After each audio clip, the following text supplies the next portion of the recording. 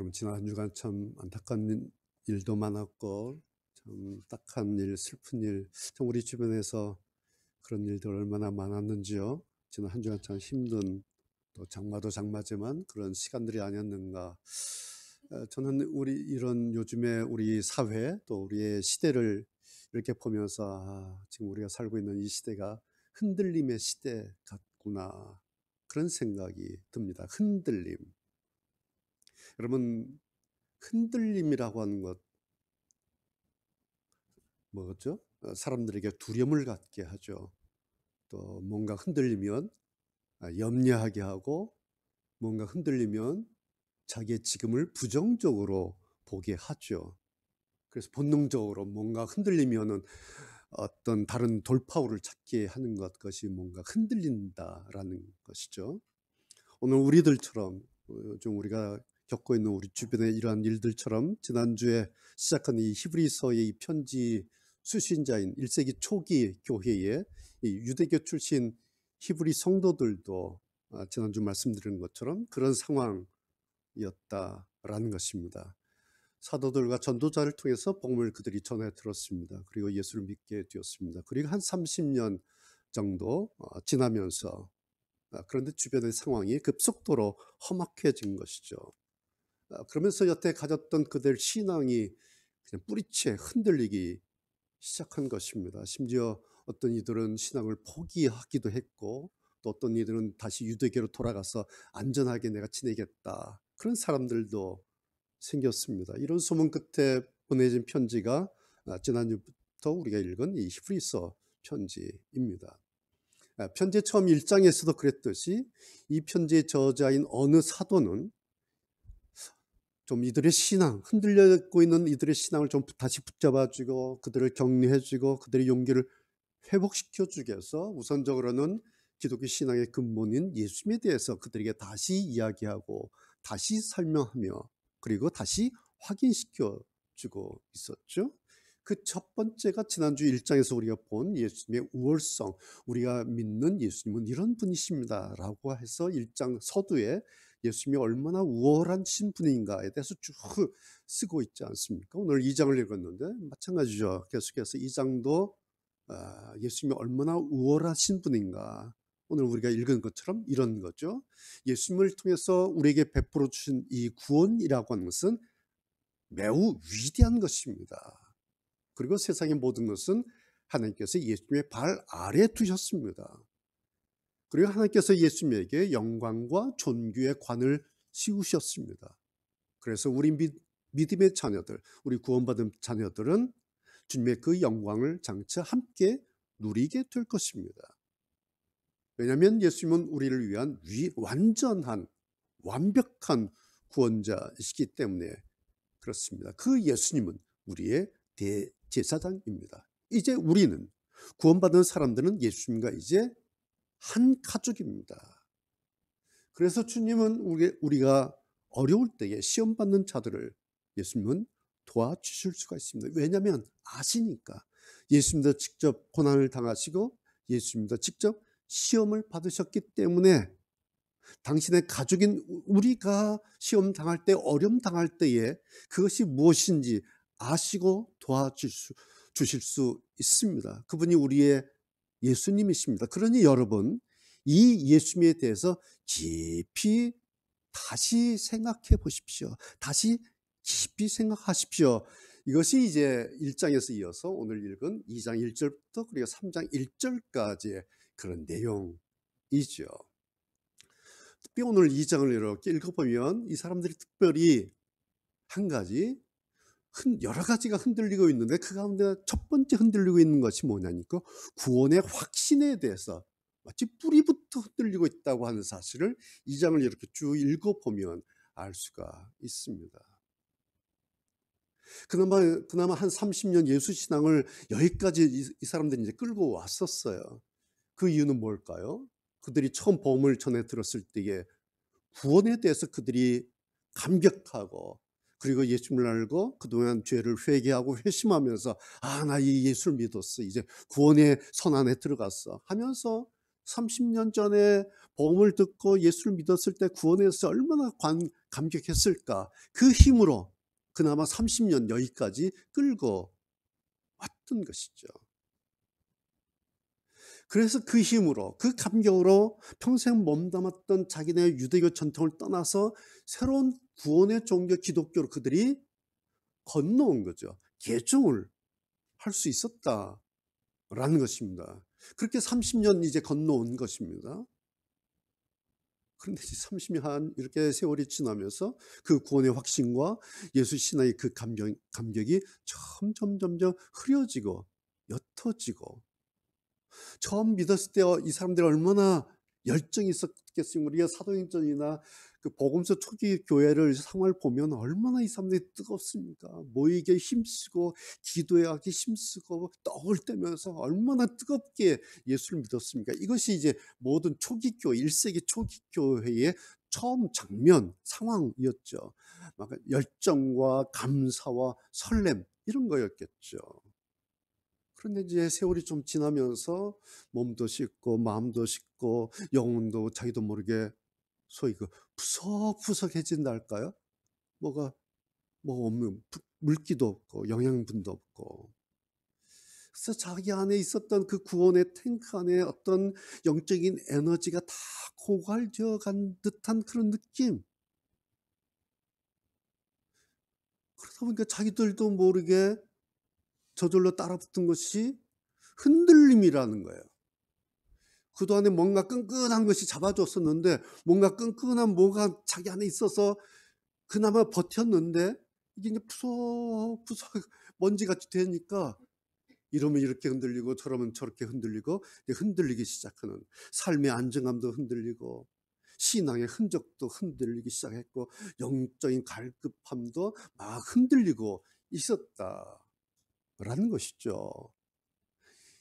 이런 내용들이, 이런 소문이 얼마나 멀리까지 퍼졌길래, 그리고 얼마나 위급하게 들렸길래 1장이나 2장을 보면 히브리서 기자가 마치 너무너무 안타까워서 막 손짓 발짓 해가면서, 아니 그러지 마세요, 예수님은 이런 분이에요 라고 예수님에 대해서 다시 이야기하고, 그들이 처음 받았을 그 복음에 대해서 다시 기억나게 하려고 얼마나 손짓 발짓 해가면서 애쓰고 안타까워하는지, 히브리서 다 읽지 않고 그냥 1장 2장까지만 읽어도 이 히브리서 기자의 마음이, 이 절절한 마음이 그냥 느껴지지 않습니까?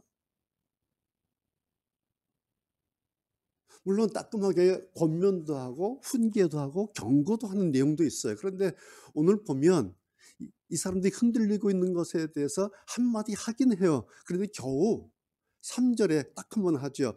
구원이 중요하지 않은 것처럼 살아간다면 그 역시 벌을 받게 되는 행동입니다. 그러지 마세요라고 한 번 그냥 따끔하게 뭐 한마디 해요. 근데 여러분, 이 3절 이 말씀, 구원받은 사람이 구원이 중요하지 않은 것처럼 살아간다면 그건 역시 벌을 받게 되는 행동입니다. 여러분, 이 말씀이 혼내겠다는 건가요? 나무라는 겁니까? 여러분 어떻게 느껴지세요? 이런 거예요. 그냥 자식 사랑하는 부모 같은 심정이에요. 그렇죠? 여러분, 우리 기독교뿐만 아니라 모든 종교의 시작과 끝이 다 이거죠.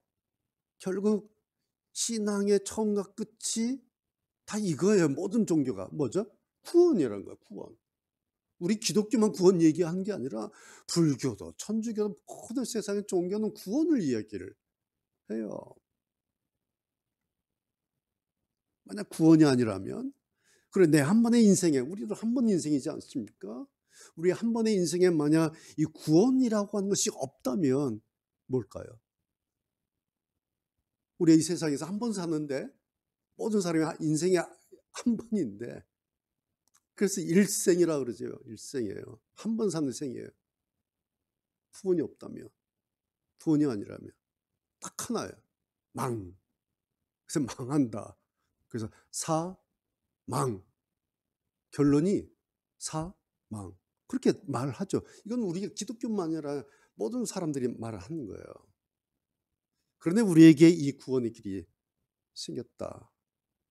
사망으로 끝나지 않고 구원으로 이어지는, 영광과 존귀의 관으로 이어지는, 주님의 영광을 함께 누리게 되는 그 자리로 이어지는, 그리고 그 이어지는 끝에 보니까 그 자리가 하나 있는데 뭐 어떤 자리냐니까 예수님과 한 가족이 되는 그 자리로 이어지는 그런 구원의 길이 여러분 우리에게 선물로 주어진 것이죠.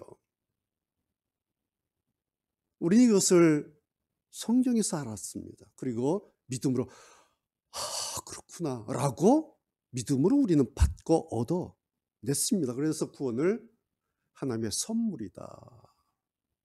우리는 오늘 예배하는 우리 모든 성도들은 이 선물을 받은 사람들이에요.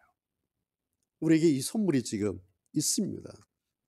자, 30년 전에 유대 히브리 출신 이 사람들도 이 선물 감격하고 기뻐했던 적이 있었다라는 말씀입니다. 만약에 이 사람들에게 그 경험이 없었다면 이들의 지난 30년은 있을 수 없는 세월이에요. 결과적으로 아는 거죠. 열매로 우리가 이 사람들의 시작을, 그 나무를 안 겁니다.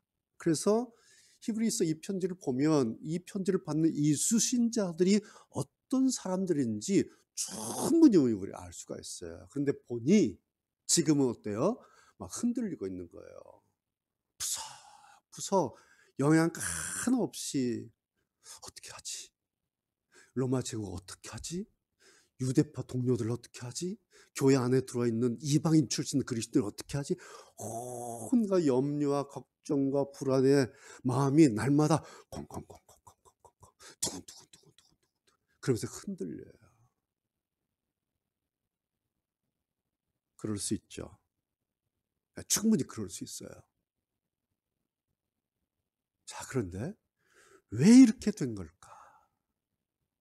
왜 이렇게 돼서 결과적으로 히브리서 기자가 이 편지를 쓰지 않으면 안 될 이 상황까지 왔을까? 그 이유가 뭘까를 오늘 우리가 한번 생각해 보자라는 말씀입니다. 여러분, 구원 혹은 구원의 확신이 여러분 어때요? 흔들렸던 적이 있습니까? 혹은 흔들리고 있습니까? 아니면 흔들렸습니까? 그렇다면 그 이유는 뭘까라는 거예요. 구원이 흔들리는, 구원의 확신이 흔들리는 이유는 뭘까?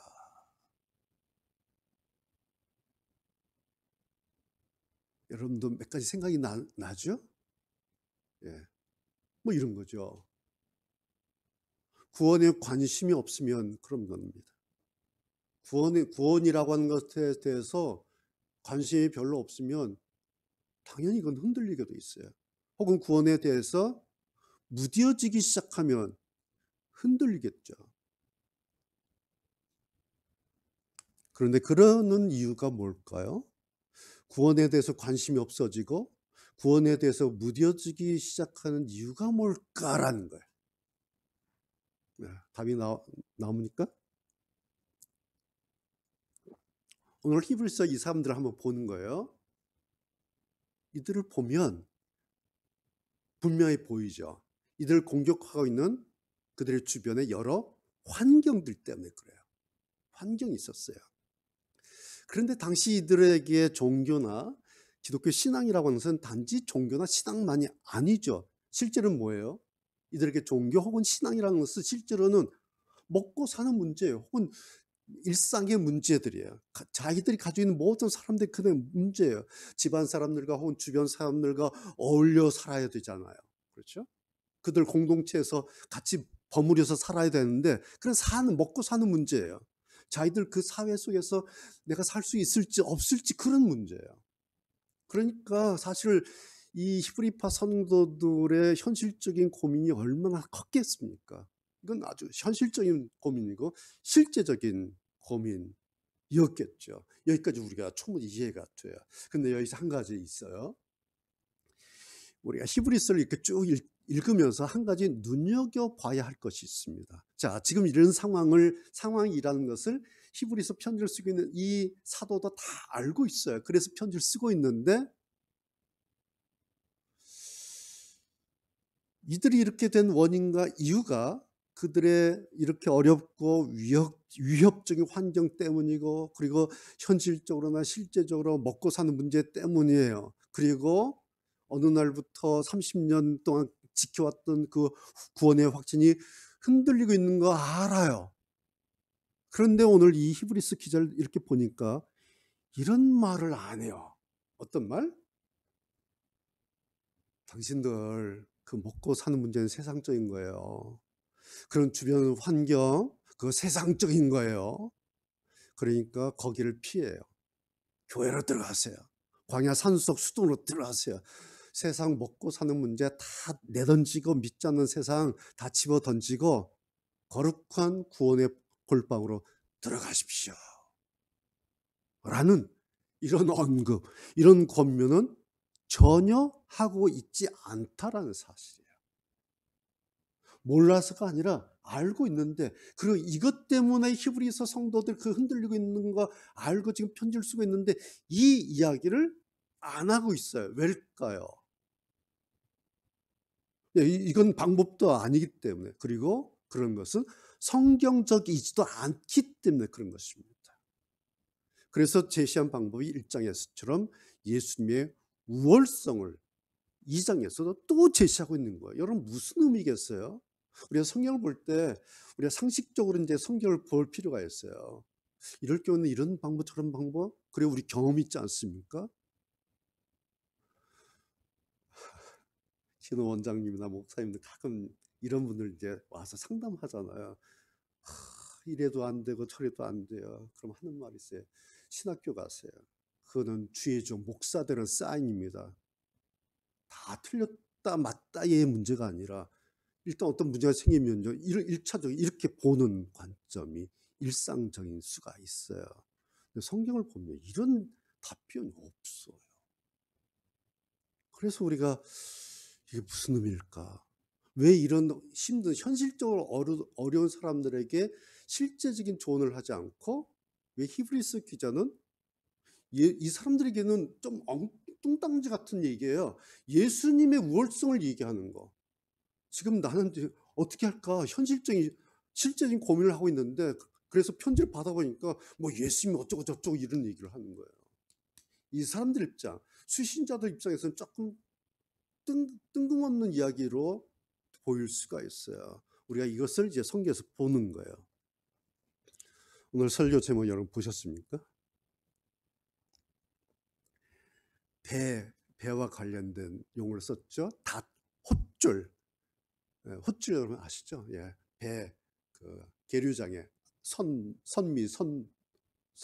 이렇게 앞하고 뒤에를 이렇게 밧줄을 묶는 거지 않습니까?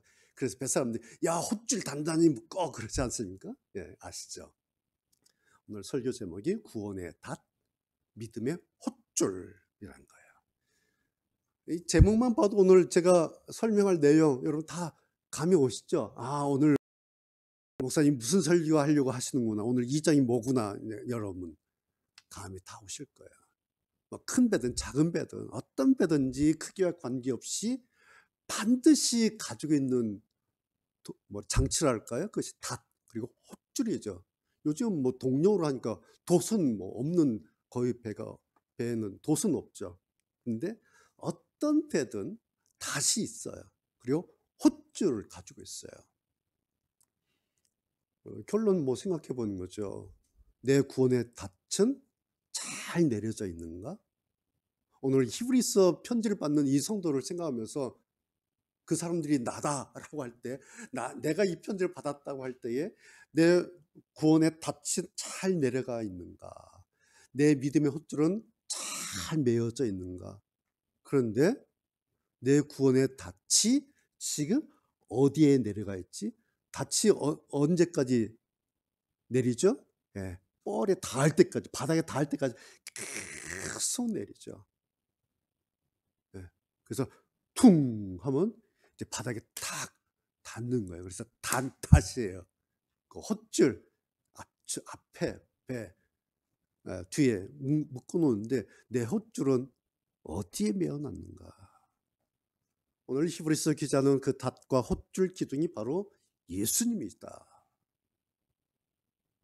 그 이야기를 하고 있는 거죠. 예수님이 우리 구원의 닷과 믿음의 헛줄을 내리게 하고 메어두기에 가장 우월하고 그리고 가장 확실한 바닥, 근본이다. 거기에 닻을 내리고 거기에 헛줄을 매야 한다.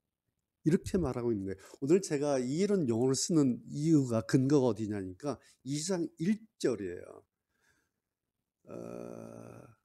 그 개역 개정판 우리가 가지고 있었던 개역 한글판 보면 2장 1절 표현이 이렇게 돼 있어요.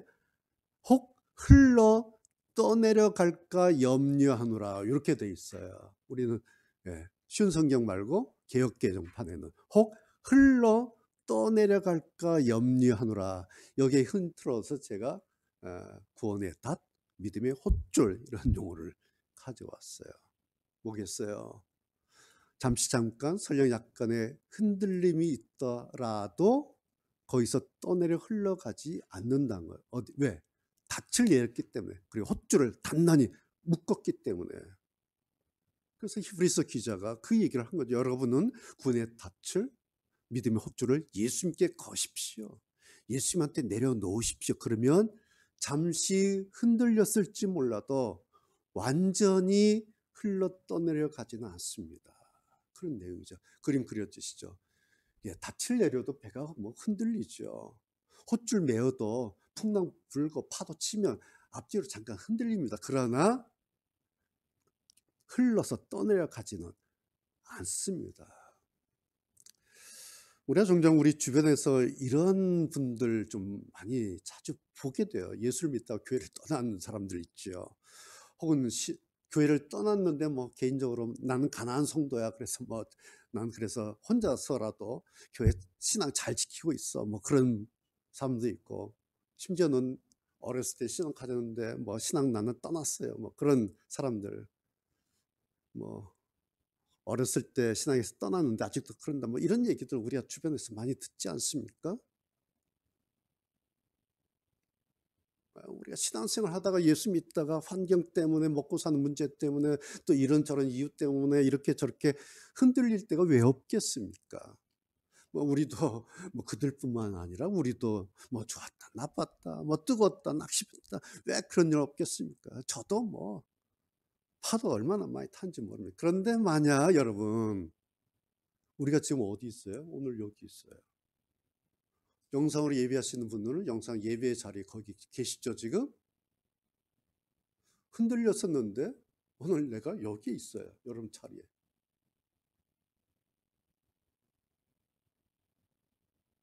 이건 딱 하나를 우리에게 보여주고 있는 겁니다. 뭘까요? 적어도 내 구원의 닷 하나는 아직 예수님의 뻘 바닥에 내려져 있다, 그 증거예요. 여기에 있다면. 신앙이 들쑥날쑥하고 뜨거웠다, 뭐 푸석푸석했다, 오락내락해도 내 믿음의 헛줄, 그나마 예수님께 아직 메어져 있구나, 그 증거입니다. 요 닻이 올라가 있고 이 헛줄이 끊어져 있으면 여기에 우리가 있지 않아요. 그렇죠? 배가 닻을 내리고 헛줄을 묶었다 해서 저 요동치지 않는 것은 아니죠. 약간의 흔들림은 당연히 있어요. 그러나 닻 때문에, 헛줄 때문에 태풍이 와도 흘러서 떠내려 가지는 않습니다. 여기까지는 히브리스 기자가 히브리 성도들에게 이들이 얼마나 힘들어요. 그러니까 처음부터 막 혼내겠어요. 성경 보면 참 그 수사학적으로도 참 여러 가지 방법들이 많이 보이는데, 여기까지 히브리스 기자가 성도들에게 약간 소극적으로 접근해요. 소위 말해 약간 소극적인 기대치를 말하고 있어요. 그런데 그 다음에 정도를 조금 이렇게 이 정도 이제 좀 달래주고 있어요. 당신들이 아직도 교회 안에, 신앙 안에 머물러 있다면 많이 흔들리고는 있을지 몰라도, 그러나 여러분 구원의 닻이 예수님에게 내려져 있고 여러분 헛줄이 지금 예수님께 매여 있던 증거입니다라고 요 정도까지 얘기를 해주고 있어요. 그 다음에 조금 강도를 높여서 적극적인 주문을 합니다. 그것이 2장 1절에. 그래서 조심해서 배운 대로 행해야 됩니다. 두 번째는 2장 9절이에요. 우리는 예수님을 바라봅니다. 그러니 여러분도 그동안 정신없고 걱정돼서 시선이 다른 데 가 있었죠. 우리는 그런데 예수님 바라봐요. 그러니 여러분도 그러시기 바랍니다. 라고 2장 9절에서 조금 강도를 높여요. 좀 적극적으로 주문을 다시 하고 있어요. 그러다가 3장 1절이에요. 오늘 2장까지만 읽어야 되는데 3장 1절까지 읽은 이유가 바로 이거예요. 거룩한 형제 여러분, 예수님에 대해서 깊이 생각하십시오. 라고 처음에는 여러분 닻을 내리고 호줄을 묶어서 그렇다면은 그 닻이 예수님에게 내려져 있고 호줄이 잘 매어져 있는 증거입니다라고 약간 적극적으로 이렇게 위로를 해줘요. 그러다가 조금 더 적극적으로 배운 대로 행해야 됩니다. 예수님을 바라봐야 됩니다. 그리고 예수님에 대해서 깊이 생각하십시오. 강도를 조금씩 이렇게 높이고 있어요. 공통점이 뭘까요? 배운 대로 행해야 됩니다. 바라봅니다. 깊이 생각하십시오. 공통점이 뭘까요? 이거 다 뭘로 하는 거예요? 느낌으로 하나요? 감정으로 하는 거예요? 아니요. 배운 대로 행하는 거, 바라보는 거, 깊이 생각하는 거 다 이성으로 하는 거예요. 이성. 생각으로 해야 하는 겁니다. 느낌으로 하는 게 아니에요. 기분에 따라 하는 게 아니에요. 생각으로. 아, 내가 뭘 배웠지? 아, 이거 배웠어. 이렇게 해야지. 아, 예수님, 그렇지. 예수님을 바라봐야지.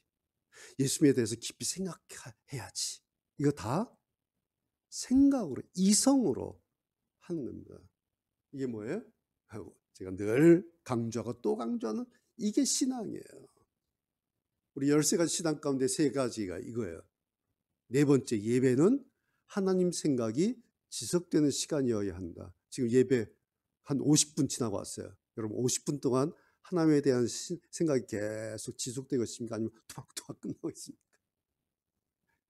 이걸 보면서, 이성적으로 보면서 이 50분 동안 내 생각이 계속 이런 예배 안에만 머물러 있는가, 아니면 이 생각 저 생각 저기 갔다 여기 갔다 하는가, 그것이 내가 지금 예배를 잘 드리고 있는가 어떤가를 나를 관찰하는 내 신앙이에요.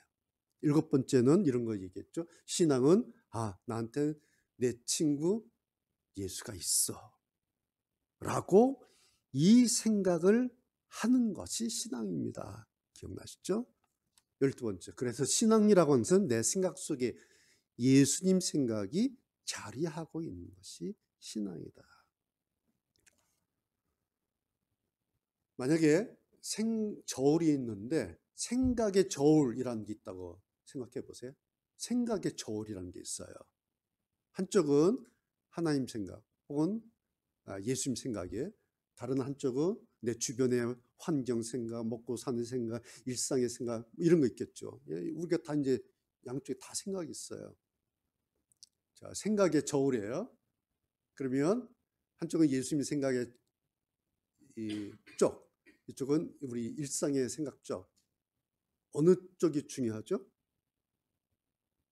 이쪽 저쪽. 예수님 생각하는 쪽, 일상에 먹고 사는 일상의 생각 쪽. 어느 쪽이 중요합니까?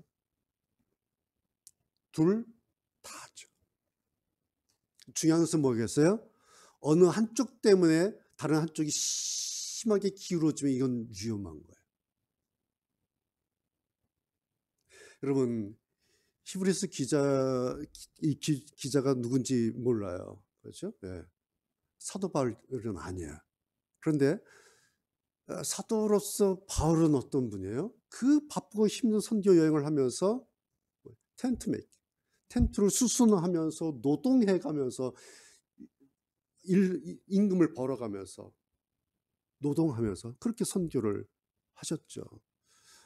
이것을 요즘 우리 교계에서 대두가 되는 게 뭐냐니까 목회자의 이중직 이런 주제가 자꾸 나와요. 목사님들이 목회만 해야 되는가? 아니면 목회가 힘드니까 뭐 택시 드라이버도 하고 뭐도 하고 이중직 괜찮은가? 이게 이제 교회 안에서 이제 논란이 되고 있어요. 뭐 사도 바울이 텐트 메이킹 하는 것을 가지고 뭐 이거나 저거냐 그런 문제가 아니라 제가 보는 관점은 사도 바울까지도 신앙과 생활을 어떻게 이해하고 있었느냐. 즉 바울은 하나님의 생각과 예수의 생각만큼이나 주어진 환경에서 먹고 사는 문제에 그는 최선을 다했다.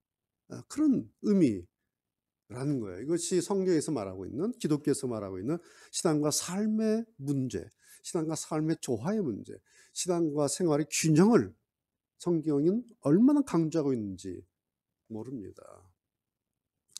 여러분, 우리 교회는 지난주에 제가 산무 또 세 가지 W에 대해서 얘기하면서 우리 교회는, 우리 장 목사는 돈키호테 같은 교회다 그런 용어를 썼는데요.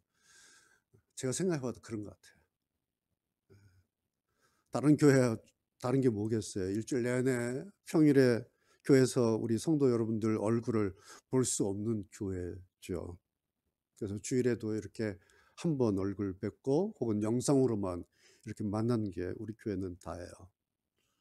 그러면 목사님 제가 어떤 생각을 하겠습니까? 주중에 성도 여러분이 제 눈에 보이지 않지 않습니까? 여러분 다 일터에 여기저기에 저도 저 있는 현장에. 그럼 저 혼자 이런 생각해요. 이 시간에 얼마나 애쓰고 있을까? 얼마나 힘들고 있을까? 얼마나 수고들 많이 하고 있을까? 그래, 열심히 늘 잘하고들 계시겠지. 그러면서 또 요즘 같은 때 얼마나 또 힘들고 어렵겠습니까? 그래서 생각나면 기도하게 되고 생각나면 얼굴 떠올려서 기도하게 되고 뭐 그러고 있습니다. 여러분, 만약 내가 요즘 좀 흔들린다고 생각되면 오늘 이거 하나, 오늘 말씀을 통해서 이거 하나 확인할 필요가 있어요. 내 구원의 닻은 지금 안녕한가? 내 구원의 닻은 지금 어디까지 내려가 있을까? 그러면서 예수님 생각 한번 하는 거예요. 그러면서 주님, 그리고 숨 한번 크게 내쉬고, 그러면 그것이 말씀드린 것처럼 절절한 기도예요. 내 믿음의 헛줄이라는 게 있을 텐데 그거 잘 묶여져 있는가? 내 믿음의 헛줄 어디에다 묶어놨는가? 그거 한번 생각해 보는 거죠. 오늘 같은 이런 말씀에, 이런 기회에 이거 한번 확인해 보는 거예요. 여러분, 저는 신앙이라고 하는 것은 이런 거라고 생각해요. 이렇게 무언가를 생각하고 다시 확인해 보고 다시 돌아보고 그러면서 가는 거죠. 신앙은 느낌으로나 감정으로 하는 게 아니에요. 저는 이거 완전 이제 배제해 버렸어요. 뜨거워지고 싶어요. 뭐 하고 싶어요. 이건 저는 이제 완전 무시하기로 했어요. 결과가 없어요. 열매가 없어요. 신앙은 생각으로 하는 겁니다. 생각으로 확인하고 생각으로 점검하고 생각하면서 돌아보는 거예요. 내가 잘하고 있는가? 가고 있는가? 그래야 어제보다 오늘이 더 나아지지 않겠습니까? 어제 그때 그 신앙 디디면서 우리가 다 같이 나이 들면서 점점 더 자라가는 그런 신앙 확인하는 거죠. 무엇으로? 이성으로 생각하면서. 그것이 오늘 히브리서 기자의 권면, 주문하는 거예요. 그러므로 우리는 더욱 조심하여서 배운 대로 행해야 합니다. 내가 지금 뭘 배웠지? 지금 3학기째 이제 들어가고 있는데요. 1학기, 2학기만 해도 얼마나 로마서 민수기 얼마나 내용이 많았으니까 예, 배웠는데 조금이라도 어떻게 하고 있지? 이성적으로 생각하는 거죠. 우리는 예수님을 바라봅니다. 내가 지금 예수님을 바라보는가? 거룩한 형제 여러분, 예수님에 대해서 깊이 생각하십시오. 그래, 내가 예수님에 대해서 어느 정도 생각하고 있지? 언제 생각하지? 라고 생각해 보는 거죠. 우리가 주님을 그렇게 생각하고 있으면요. 자, 오늘 결론이 이거예요. 그렇게 예수님 생각을 내가 가지고 있으면 결론은 우리의 그 생각 안으로 주님이 찾아오세요. 이거 아셔야 돼요. 내가 주님을 그렇게 생각하고 있고 내가 그렇게 주님에 대한 예수님에 대한 생각을 가지고 있으면 주님이 어디로 오시는가? 내 생각 안으로 여기 오세요. 내 마음에 오시지 않아요. 내 생각하는 그게 믿음의 마음이거든요. 거기에 주님이 찾아오세요. 주님 우리의 생각 안에서 우리의 생각 안으로 오셔서 거기서 우리를 만나서 우리와 나와 교제하십니다.